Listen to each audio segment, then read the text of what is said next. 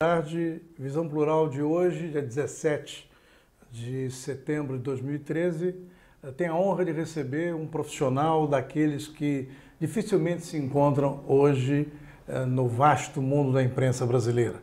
Seu nome é Palmério Doria, ele tem uma vasta experiência profissional e é um dos poucos mestres da reportagem investigativa, aquela que independe da assessoria de imprensa, aquela que vai fundo no tema.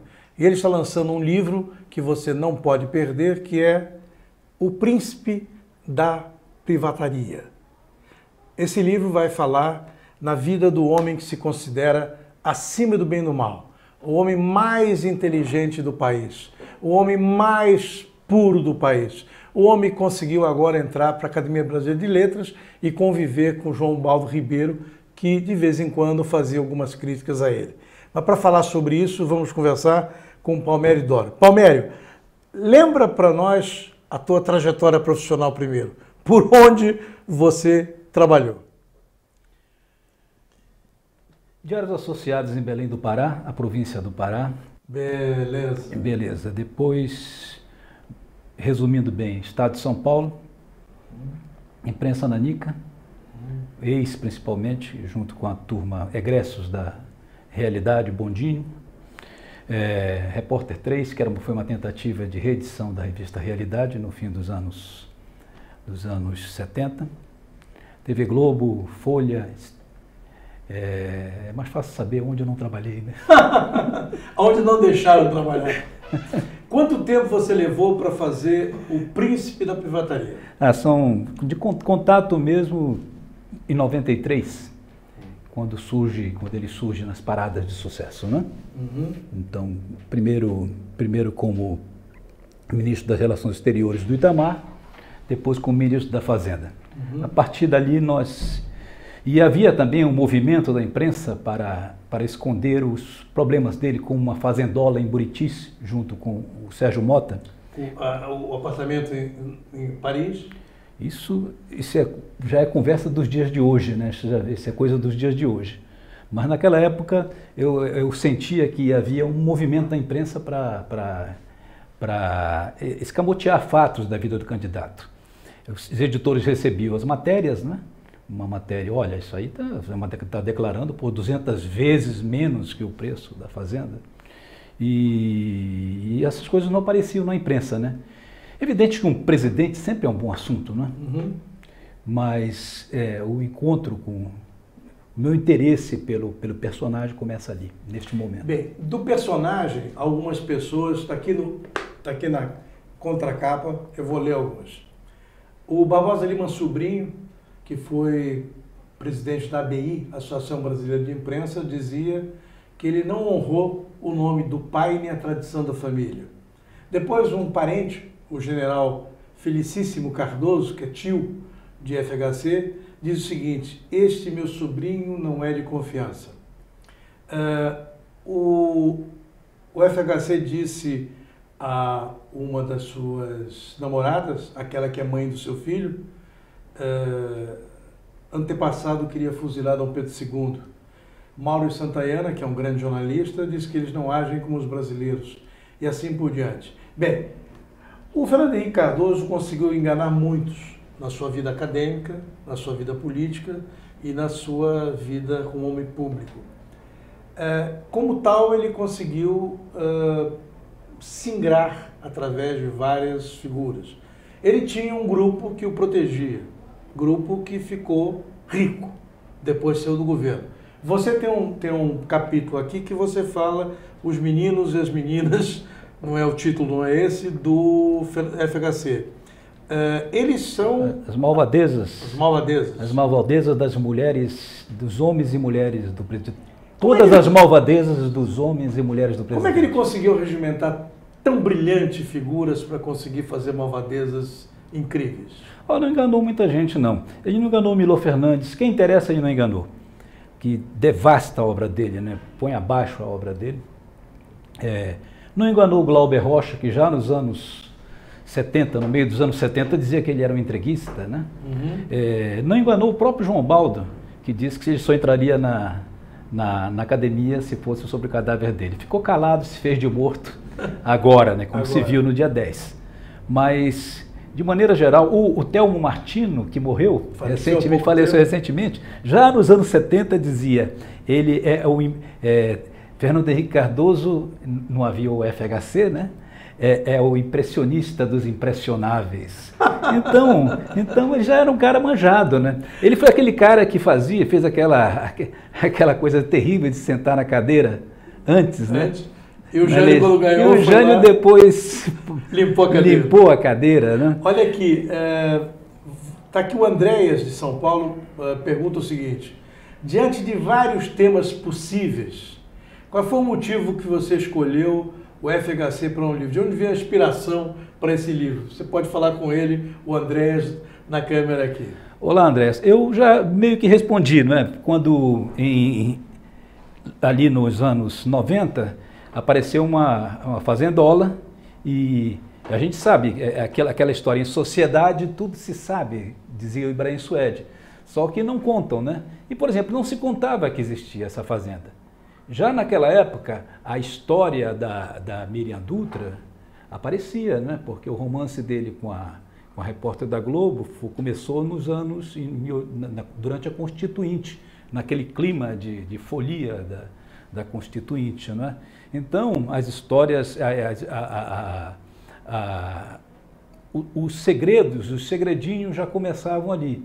E olha, geralmente o barato de uma boa reportagem, uma reportagem investigativa, embora eu ache que você pegou o telefone e você já está investigando, é fazer o óbvio. E o óbvio, geralmente, as pessoas não fazem. Você viu que o caso dele com a repórter da Globo, com a Miriam Dutra, se arrastou até o ano 2000, quando a revista Caros Amigos saiu em campo para entrevistando os diretores de todos os grandes veículos de imprensa, buscando explicações para o silêncio em torno dessa história.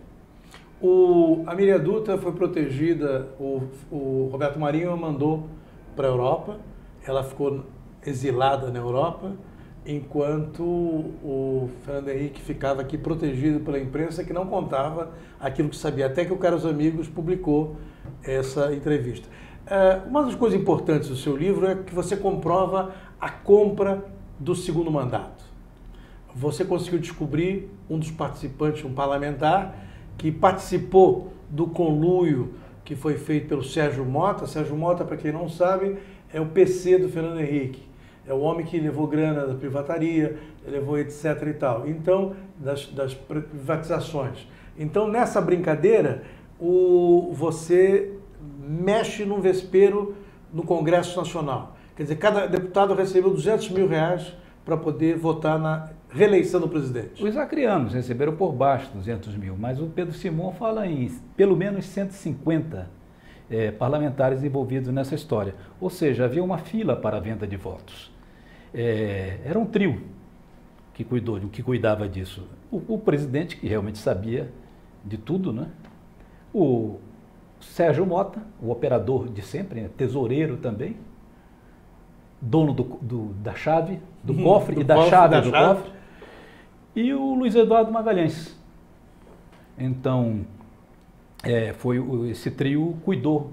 O personagem é muito interessante, é um ex-parlamentar ligado ao partido do Maluf, era radicalmente contra a eleição da reeleição, tinha livre trânsito no Congresso, porque a mulher dele, Célia, uma paraense, ele é potiguar, que acabou se estabelecendo ali. Se dava, imagine, no Acre todo mundo se conhece, né? Uhum. Ele soube imediatamente que o Ronivon Santiago e outros tantos estavam metendo uma bufunfa no bolso, uma salvadora bufunfa no bolso. Houve uma intermediação de um outro parlamentar, o Fernando Rodrigues, o grande repórter da Folha, entrou na história, ele passou a gravar esses parlamentares do Acre para o Fernando, num gravador minúsculo. Ele nem precisava perguntar, os deputados já contavam tudo. Contavam vantagem. A Salvação Lavoura, como tinha sido bom receber 200 paus ali, todas as conexões dessa história, né? Mas ali o caso acabou sendo denunciado, essa história da compra de votos acabou sendo denunciada pela CNBB de outras épocas, né? A Folha saiu, acho que um mês depois com a matéria do Fernando. O caso explodiu no Brasil, houve uma sindicância e ficou aí. Como hoje em dia os tucanos não deixam passar nada, não passa nada, não passou, não chegou a CPI, não chegou a haver uma CPI. Como é que você explica esse poder que os tucanos têm de roubar, controlar a informação e saírem com cara de bons moços? Vamos trazer para os nossos dias. Hoje eu vi que tem CPI da gordura trans, a CPI da pesca, a CPI do marketing, para impedir que a CPI do propina do tucano chegue à Assembleia Legislativa. Né? É uma manobra para... É uma manobra para... Então eles fazem isso. Se você... É preciso fazer as contas, quantas CPI eles apresentaram até agora, não é? Então, a mesma coisa aconteceu naquela época no Congresso, no caso da eleição, da reeleição. A privatização tinha muitos interesses em jogo e as empresas vieram para o Brasil com toda a sofreguidão.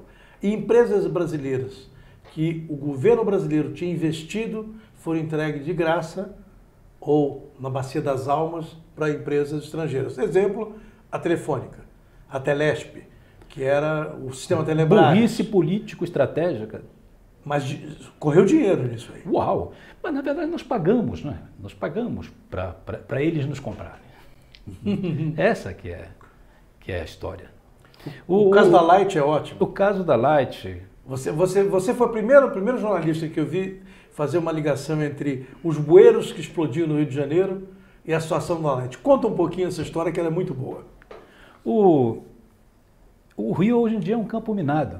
Acontece que quando houve a privatização, eles demitiram, como fazem sempre, né? Parece aquela rainha da Alice no País das Maravilhas, cortem as cabeças. Só que de gestão para eles é um choque, né? Exatamente isso. Então chegaram, né? Demitiram quase 50% dos funcionários, mas alguns deles tinham o mapa da Light, dos subterrâneos da Light. E saíram com esse mapa junto. Então não houve mais manutenção e a gente vê essas explosões de hoje em dia, né? Os bueiros voando. Para sorte nossa, nenhum deles explodiu durante essas manifestações contra o Cabral lá no Rio. Você já pensou uma conjugação das duas coisas? Não. Essas manifestações e explode bueiro no Leblon, explode bueiro em Copacabana. É uma loucura. Então seria uma loucura completa. Você sofreu pressão para não publicar esse livro? Não houve pressão. Houve medo, né? Eu acho que o pior momento foram 2 semanas entre... O livro começou a ser impresso, e o país é imenso, não é? E havia uma ameaça de embargo, havia no ar essa ameaça de embargo. Houve um contato direto de assessores do FHC com o nosso publisher, o Luiz Fernando Imediato, acenando com medidas judiciais, né, com processos. O Imediato, que é um cara tranquilo, desconversou, mas fica o medo, né? Hoje em dia você sabe que qualquer juiz pode embargar um livro desses. Claro. Que é uma grande reportagem. Geralmente estão fazendo isso com as biografias, né? Esse livro não é uma biografia. Você usou muito material publicado pela imprensa na época, sim, mostrando que a imprensa deu sinais de que a coisa ia para o lado que foi, mas que não aprofundou. Não, a imprensa não aprofundava nunca. A imprensa denunciava, eram pontuais as denúncias, né? Como se fosse assim, não era o governo, jamais. Quer dizer, a política, a filosofia, isso nunca questionaram. Mas então pegavam, como houve no caso da reeleição, né, a matéria do Fernando, que nós citamos, houve outras boas matérias. Houve matéria denunciando a compra, o desvio, né, as sobras de campanhas, que está aí no livro, mas contado de outro jeito e com os bastidores dessa história, que é mais interessante, porque tem história já conhecida dos bastidores dela, né? Lembra uma história do Andrade Vieira, por exemplo? Do Andrade Vieira, que é ótimo. Essa aqui do Banco Bamerinos, essa é muito boa. Mas o que é interessante, né, que eles... E também, porque na verdade, antes na campanha, eles já estavam mandando uma brasa-mora nesse departamento do Caixa 2, né? A Folha, se não me engano, denunciou em 2000 desvios também, Caixa 2, na eleição, na campanha de 98. Uhum. Então, são inúmeras situações desse tipo denunciadas pela imprensa, mas sempre assim, de uma maneira pontual. Só quem pegava no pé deles mesmo era o Aloysio Biondi, né? Sim, o grande Aloysio Biondi. Que Aloysio Biondi era um jornalista outside, profundamente estudioso, que no DCI fazia interpretações maravilhosas sobre os números. Ele tinha capacidade que pouco jornalista tem de mexer com os números e mostrava as falcatruas, mostrava o que estava por trás e era o único. E tem a melhor frase dessa contracapa que você leu, né? Eu acho que define tudo, né? Corroeu a alma nacional, né? Onde é que está essa aqui? Onde é que está? Na segunda. Aqui. Do Aloysio. O Aloysio diz que FHC, o seu crime mais hediondo foi destruir a alma nacional, o sonho coletivo. Essa resume a ópera, se é que ópera pode ser resumida, mas enfim. Conta esse fato do Bamerinos, que eu acho da maior importância. Bom, o Bamerinos, o Andrade Vieira era o dono do Bamerinos, que era acho que talvez o terceiro banco do Brasil, né? Sim, na época. Assim, por aí assim, próspero. E tinha mundos e fundos. Foi ministro da Agricultura do Itamar, depois seria do Fernando Henrique. E foi o primeiro dono de grana a ser procurado pelo Serjão Mota. E queria 100 milhões para começar o jogo, né? Ele entende de grana, ele disse, olha, eu tenho tudo, do avião, gráfica, do casa, comida e baião, enfim, resumindo. Aí ele percebeu que eles não queriam infra, eles queriam grana, e disse com todas as letras pro Andrade Vieira. A partir daí, o Serjão nunca mais falou com ele. Mas eu não quero tirar o gosto do leitor, porque é uma história muito interessante. Saborosa. Porque tem um fato, isso já foi dado pelos jornais, mas o bastidor é que é o uma das qualidades do seu livro é que você conta os desdobramentos, faz a ilação entre um fato que aconteceu em determinada época e a consequência posterior. Esse o caso do Bamerinos, HSBC é um exemplo típico. Agora você tem outros fatos, você coloca também... O Bamerinos ganhou, porque ele podia ser vilão. Podia ser vilão. Teve lá o proé dos bancos, né? Mas no final das contas os bens dele, ele teve de volta, os acionistas foram contemplados com uma pontinha aí. Enfim, quando ele disse com todas as letras aquilo, né? Se um dia ele encontrasse o Malan, se um dia o Fernando Henrique e o Gustavo Loyola, ele mata os três, né? Agora uma coisa interessante, como é que os tucanos conseguem... eles são dotados de uma postura acadêmica muito importante, eles são preparados. E tão preparados são que conseguem, ao sair do governo, que paga pouco, conseguir posições e ficarem ricos. A maioria está muito bem de vida. Como é esse milagre? Você falou que eles ficaram ricos depois, eles ficaram ricos antes. O Serjão, por exemplo, ficou rico já no governo Figueiredo. Uma história mal contada de importação de usinas de madeira, de álcool, da União Soviética, da então União Soviética. Isso no governo Figueiredo ainda. Essas usinas, parece que tem uma lá que virou uma carcaça em Uberlândia, eram 30 usinas. Você conta isso. Então, aí pinta a vocação dos tucanos, que é um partido elétrico, né? Dali ele vai para a Eletrobras e nunca mais foi pobre na vida, como diz meu amigo Sebastião Neri. Não, e até hoje a senhora dele é uma aura, ela tem segredos, então ela aparece em eventos e os tucanos ficam beijando a senhora como uma grande dama, porque ela sabe os segredos dos tucanos. Né? Não, mas ela fica claro no livro também que ela falou duro com eles, olha, parem com isso, meninos, né? Não disse com essas exatamente assim, mas quando folgaram com ela, e o livro deixa claro isso, ela foi para cima, lhe deram um cargo, um título quilométrico para ela, enfim, ficar quieta. Agora, o problema dessa questão do Serjão é quem ficou com a chave do cofre, né? Quem é que ficou com a chave do cofre? E esse horror também, né? Porque ele também tem mundos e fundos, né? Deixou mundos e fundos, morreu daquele jeito que se sabe, né? De repente, não mais de repente. E não tão de repente assim. Mas o fato é que não pode gastar, né? É muita grana, mas não pode gastar. Tem a incrível história do dossiê Caimã, né? Sim, essa é ótima. Que é falso. O Milor dizia o seguinte, que o fato do dossiê ser falso não quer dizer que as histórias dele contidas não sejam verdadeiras. Então, é um horror, porque isso está no livro também. A gente deu uma cozinhada numa beleza no livro chamado Dossiê do Medo, do Leandro Fortes. Olha, se o nosso cinema fosse argentino, já tinha virado um filmaço. Um segredo dos seus olhos aí, né? Você lembra quantos livros você consultou para poder... O do Leandro é inevitável, porque ficamos brincando em cima dele, né? E claro, o Aloysio Biondi, que a gente psicografou.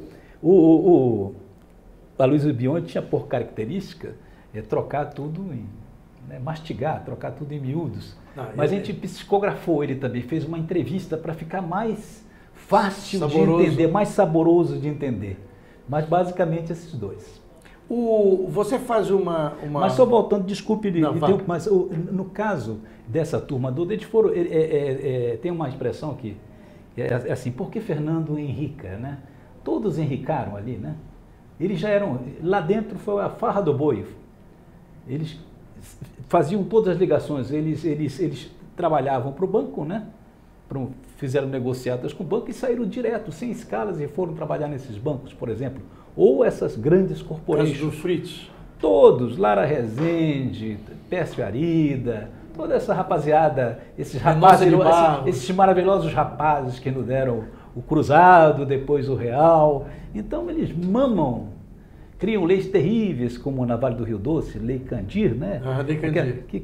Candir trabalhava que condenam estados, e o estado, somente o meu estado, ao miserê.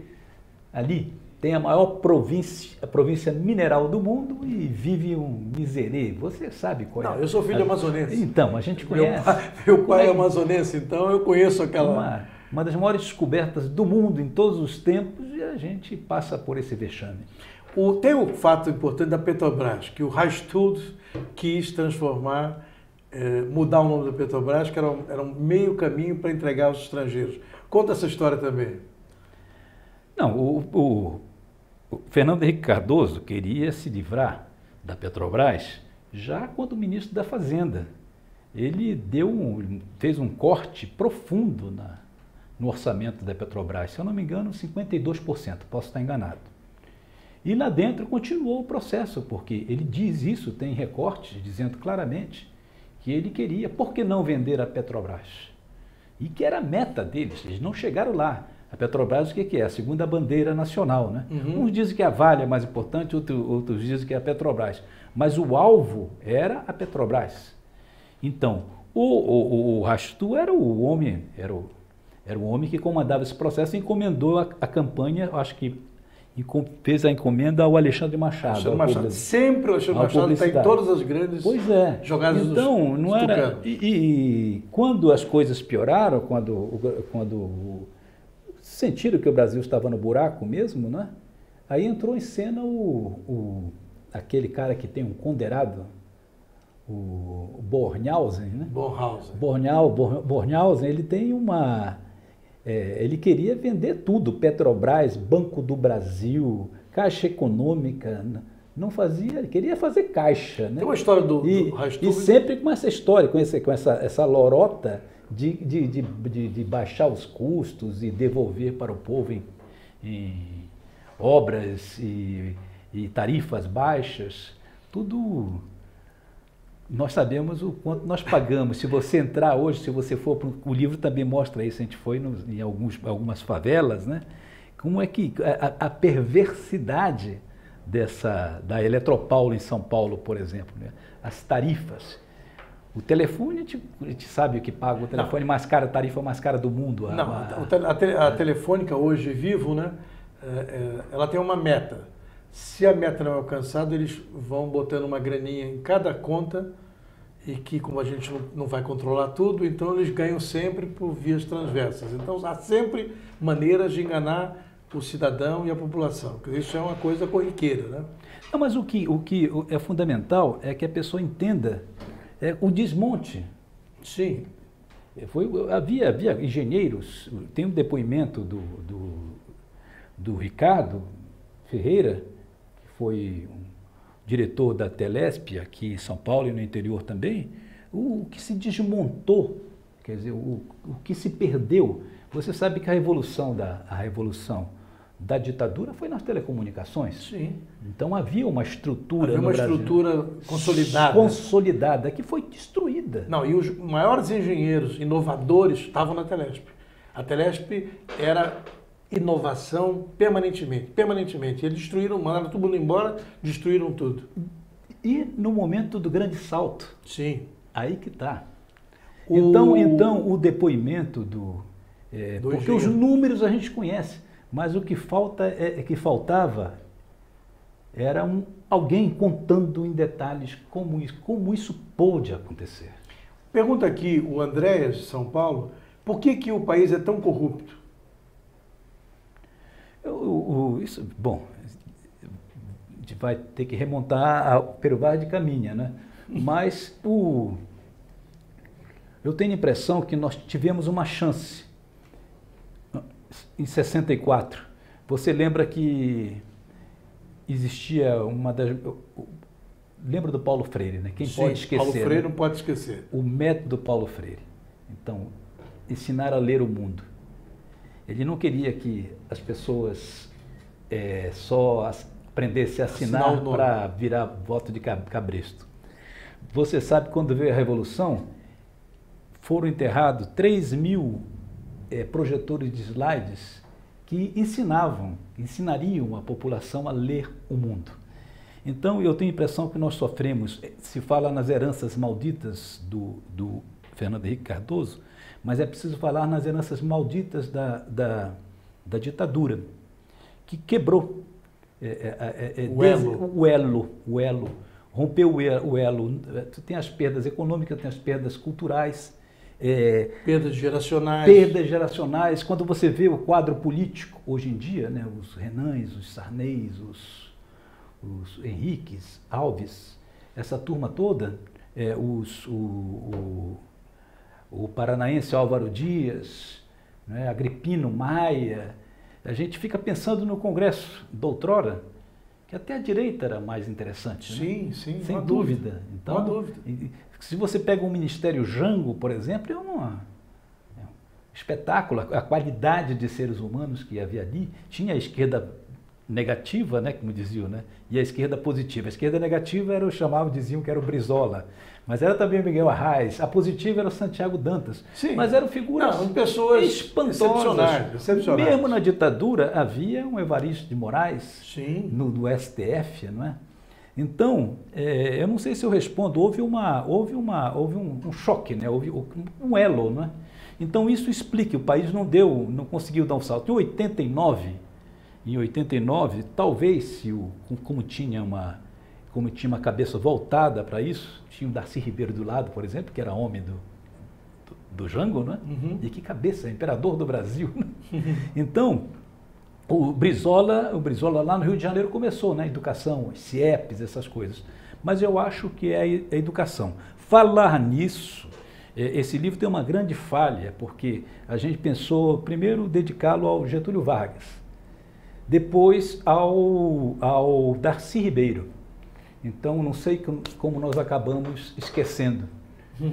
Porque se você pensar direito, você vai ver que o Fernando Henrique, o que ele queria era acabar com a era Vargas, né? Isso é a minha pergunta. Então, eles, são vários assassinatos de Vargas desde 45.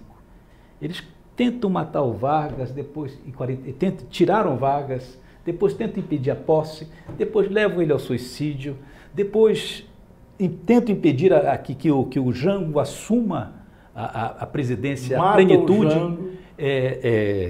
Isso é agora. Isso é agora. Mas, enfim, o Brizola, cadê a legalidade? 64 depõe o Jango, mas é uma maneira de depor o Vargas. Sim. Então, quando ele assume o que é? A modernidade do Fernando I, Fernando Collor, já era abrir os portos, era Sim. contra o Vargas. Veio o Fernando Henrique com um plano claríssimo, já cantado pelo Glauber Rocha, Sim. de que o plano de acabar com a era Vargas, ele não deixou dúvidas. É impressionante, aí já é tarefa para a gente da psicanálise. É uma coisa mais séria. Por que um político que tem um pai nacionalista, parlamentar nacionalista, tio nacionalista, vira isso que ele virou? É espantoso. Não, e sempre posando de bom moço. Sempre o bom moço não é comigo, eu não sei nada. Tirando o corpo fora. Corpo fora, nunca sabe de nada. Tem uma pergunta aqui, várias perguntas. Vamos começar pela Marinalva Gina Branca, que eu nunca tive o prazer de conhecê-la. Ela pergunta se a democracia é apenas a substituição de alguns corruptos por muitos incompetentes?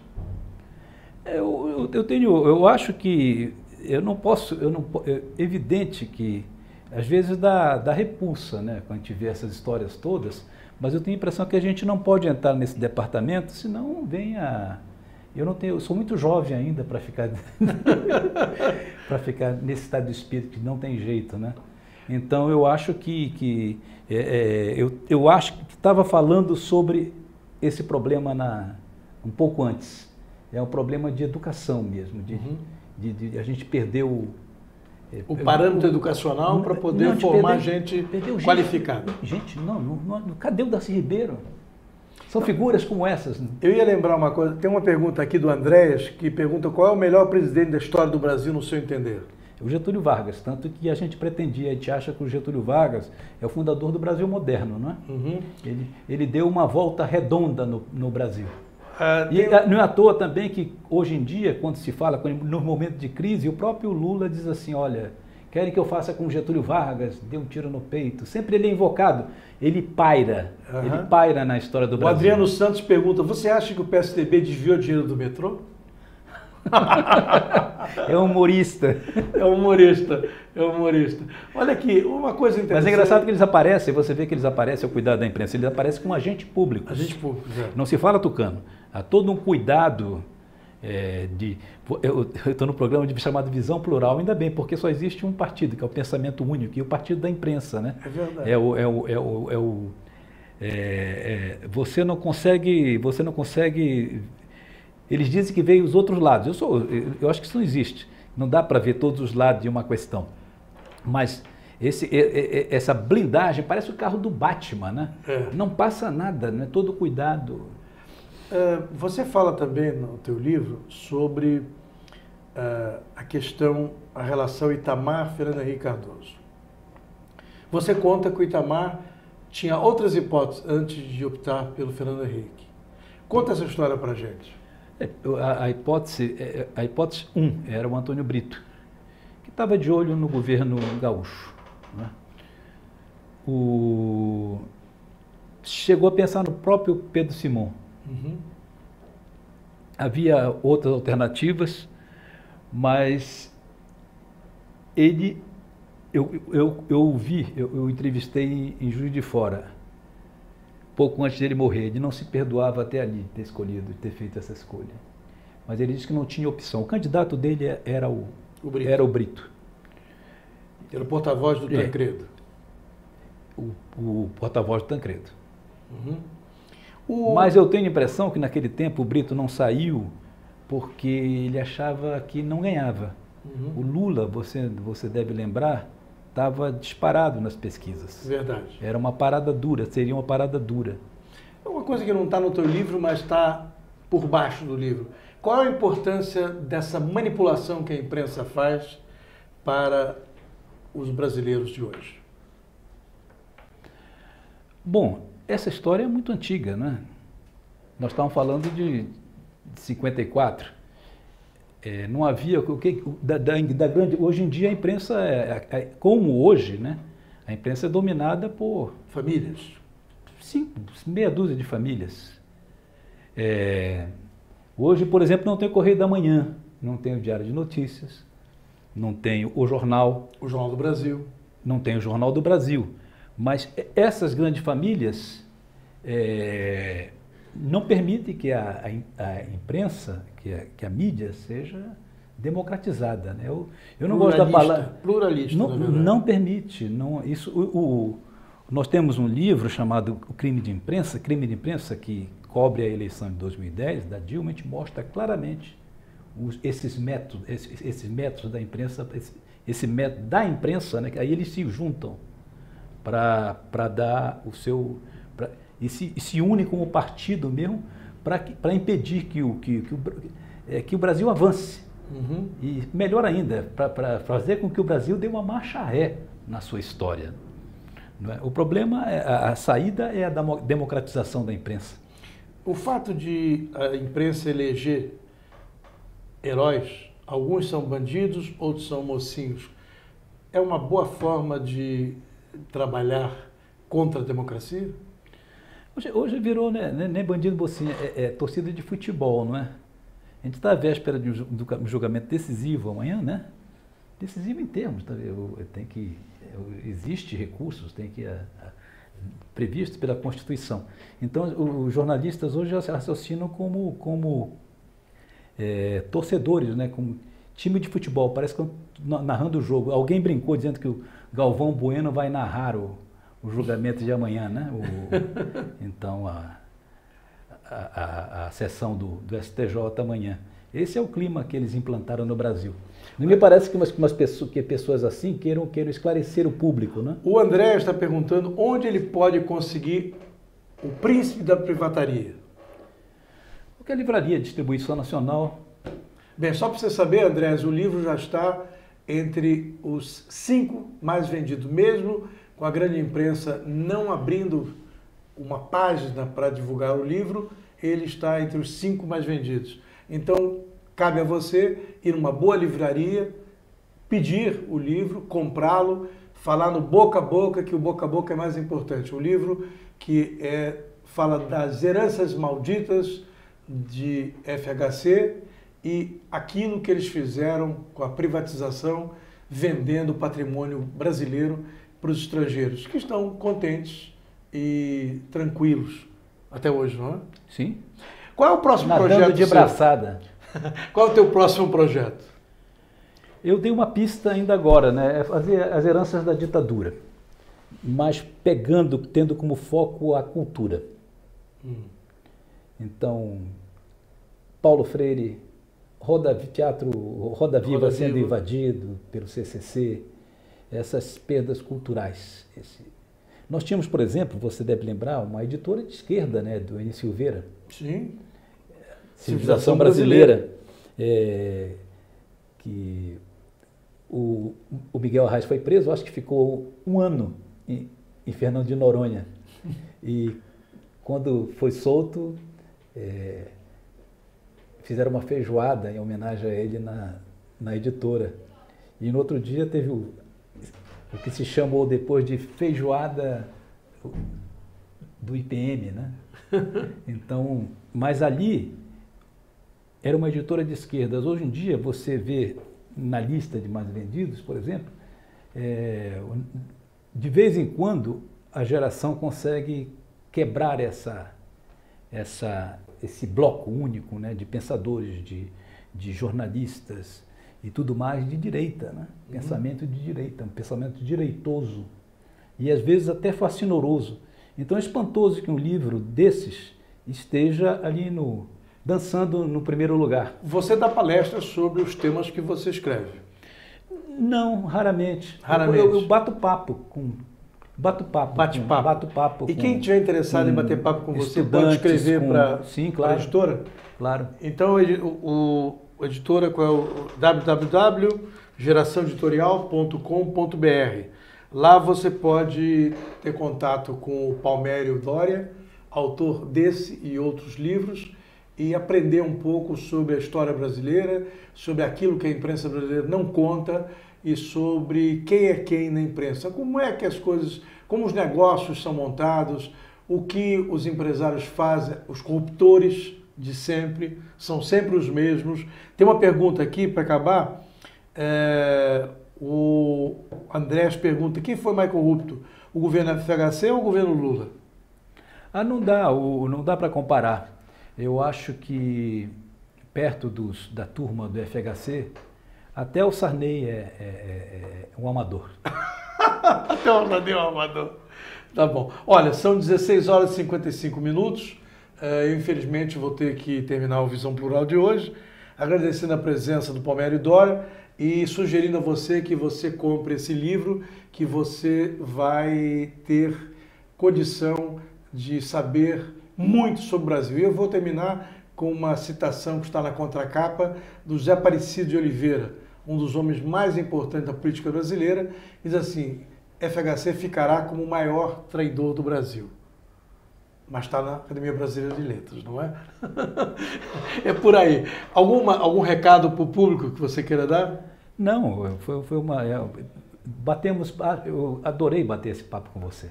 Bem, nós conversamos aqui com o Palmério Doria, relembrando auros tempos, ao mesmo tempo falando daquilo que a imprensa sabe, não conta, a imprensa não procura e, ao mesmo tempo, ele teve a paciência durante muitos anos de procurar nas entrelinhas de algumas coisas aquilo que você devia saber, porque a nossa tarefa é deixar a opinião pública bem informada.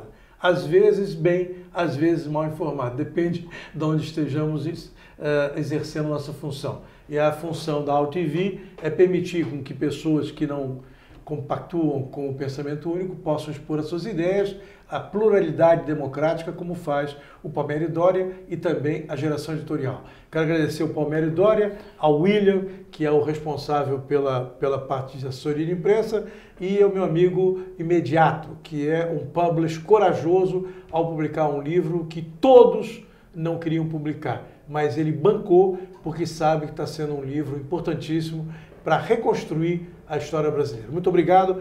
Voltamos na próxima terça-feira, às 16 horas. Muito obrigado.